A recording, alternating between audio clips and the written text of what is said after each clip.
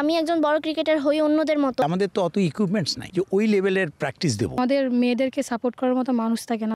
রংপুর জেলা স্টেডিয়ামে কিছু উঠতি নারী ক্রিকেটারদের দেখা পেলাম, যারা ভবিষ্যতে বড় নারী ক্রিকেটার হতে চায়। স্বপ্নের কোনো সীমা নেই, অন্তত এদের দেখে সেটাই মনে হচ্ছে। আচ্ছা, সবচেয়ে বয়সে ছোট সম্ভবত আপনি, তো আপনার আসলে লক্ষ্য কি? অনেক ক্রিকেটারদের তো বড় স্বপ্ন থাকে, আপনার স্বপ্নটা কি? আমি অলরাউন্ডার হতে চাই, আমার দেশের নাম উজ্জ্বল করতে চাই, আমার নাম উজ্জ্বল করতে চাই, আমাদের কোচের নাম উজ্জ্বল করতে চাই। আমি চাই যে আমি একজন বড় ক্রিকেটার হই অন্যদের মতো, এবং আমি যাতে আরও অনেক অনেক ভালো করতে চাই। এটাই আমার জীবনের লক্ষ্য, এবং আমি আমার বাবা মার স্বপ্ন, আমার পরিবারের স্বপ্ন পূরণ করতে চাই। আচ্ছা, আমরা আরও কয়েকজনের সঙ্গে একটু কথা বলার চেষ্টা করি। আগামীকাল রংপুর রাইডার্স এখানে আসবে, তো এটা নিশ্চয়ই আপনারা জেনেছেন বা আপনাদের একটু এক্সাইটেড কিনা যে আপনাদের যাদের খেলা এতদিন টিভিতে দেখেছেন এখন তাদের খুব কাছ থেকে দেখবেন? হ্যাঁ, অনেক আমরা এক্সাইটেড যে রংপুর রাইডার্স 8টার ম্যাচ খেলছে, 8টাতে উইন হয়েছে আমাদের বিভাগে। সো এটা নিয়ে অনেক এক্সাইটেড, আশা থাকবে আমরা কালকে এখানে উপস্থিত থাকার জন্য, তাদের সাথে দেখা করব। অনেক ভালো লাগছে শুনে। আচ্ছা, আমরা একটু কোচদের সঙ্গে একটু কথা বলার চেষ্টা করি। বিতি আবু, আপনি এখানে নারীদের অনেক দিন ধরে ফ্রি কোচিংয়ের একটা ব্যবস্থা করান, তো এটা কেন? আমরা জানি যে উত্তরবঙ্গের লোকজন একটু অবহেলিত বা এমন কথা প্রচলিত, তো এখানকার নারী ক্রিকেটারদের মধ্যে যে আগ্রহ আমি দেখতে পাচ্ছি ক্রিকেটটা নিয়ে, অন্তত মনে হচ্ছে যে তারা বেশ ভালোভাবে ক্রিকেটটা গ্রহণ করেছে। অবহেলিত নামটা ঘোষানোর জন্যই আসলে আমার এই উদ্যোগটা নেওয়া। বেসিক্যালি আমি যখন ক্রিকেটার ছিলাম তখন এইভাবে ফ্যাসিলিটি পেতাম না, এই জায়গা থেকে ওই জায়গা সব জায়গায় ঘুরতে হতো যে ভালো প্র্যাকটিস করার জন্য মেয়েদেরকে এইভাবে সাপোর্ট করা হতো না।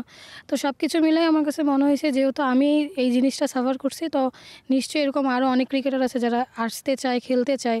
তো দক্ষিণ অঞ্চলেও দেখছি যে অনেক ভালো ভালো প্লেয়ার বেরোচ্ছে, উত্তর অঞ্চল থেকে কেন না। তো এই কেন না থেকেই আমার কাছে মনে হয়েছে মেয়েদের নেওয়া, এবং বিনামূল্যে করার উদ্দেশ্য হচ্ছে যে আমাদের মেয়েদেরকে সাপোর্ট করার মতো মানুষ থাকে না, ফ্যামিলি থেকেও না বা বাধা জিনিসটা খুব বেশি আসে।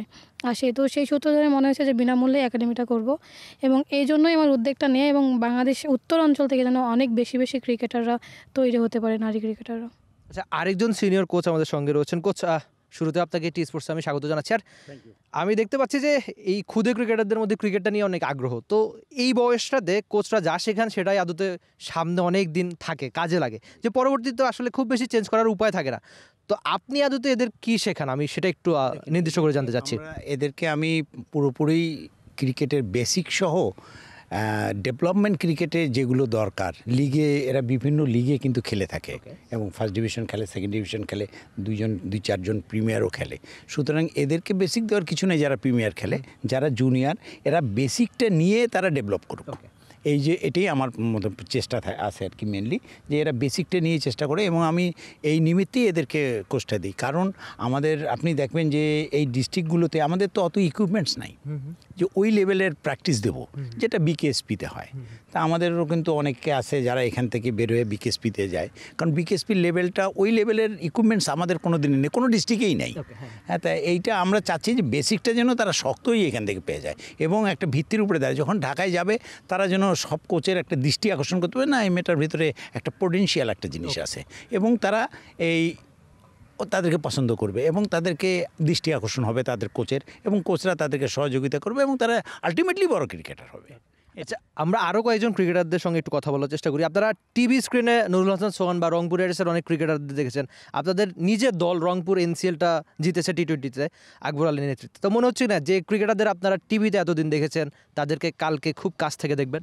জি, তা তো স্বপ্ন সবারই থাকে যে আমরা কবে যারা ভাইয়াদের খেলা দেখতাম টিভিতে তাদেরকে আমরা খুব কাছ থেকেই দেখবো আগামীকাল। এটা নিয়ে উৎসাহিত, যেরকম আমরা সবাই আর কি ভাইয়াদের অপেক্ষায় আছি কখন আমাদের নিজের মাঠে আসবে, আমরা এই মাঠে প্র্যাকটিস করি, এটাই আমাদের গর্ব যে আমাদের রংপুর বিভাগের মধ্যে ওনারা আসতেছেন। আচ্ছা, আরও কয়েকজন, রংপুর রাইডার্স নিশ্চয়ই আপনাদের প্রিয় দল, যেহেতু নিজের জেলা, নিজের দল, একটা ভালোবাসার তো কাজ করে। তো আপনারা এর আগে গ্লোবাল সুপার লিগটা জিতেছেন, এবার সম্ভবত বিপিএলে খুব ভালো করছে, সবকটা ম্যাচ জিতেছে, তো দলের প্রতি কি আশা থাকবে আপনাদের? অবশ্যই আমরা ব্যাক টু ব্যাক 8টা ম্যাচে জিতেছি, অবশ্যই আমরা ফাইনালে যাব ইনশাল্লাহ, আশা রাখছি। রংপুর রাইডার্স ভালো করে যাচ্ছে, আগামীতেও ভালো করবে, এই আশাই আমরা রাখছি। একদম মানে মানুষের ভালোবাসা আর আশার শেষ নাই, সব তো একদম বিশাল হতে হয়।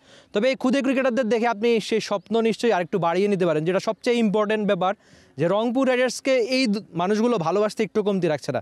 নিশ্চয়ই রংপুর রাইডার্স সেই ভালোবাসা মাঠে ক্রিকেটে প্রমাণের সর্বোচ্চ চেষ্টাই রাখবে। আর আগামীকাল আপনি রংপুর রাইডার্সের ক্রিকেটারদের খুব কাছ থেকে দেখতে, কিংবা ওই দুটো ট্রফি খুব কাছ থেকে দেখতে, বা যাবতীয় সব কনসার্ট দেখতেও চোখ রাখতে পারেন দেশের একমাত্র স্পোর্টস চ্যানেল টি স্পোর্টসে। আপাতত বিদায় নিচ্ছি, নিশ্চয়ই আপনার সঙ্গে দেখা হয়ে যাবে অন্য কোনো ক্রিকেটীয় গল্পে। Rifat Emil, T sports, Rangpur. Bangladesh premier league 2025, 7টি দলের জমজমাট লড়াই মাতবে পুরো দেশ। দেখতে চোখ রাখুন টি স্পোর্টস নেটওয়ার্কে।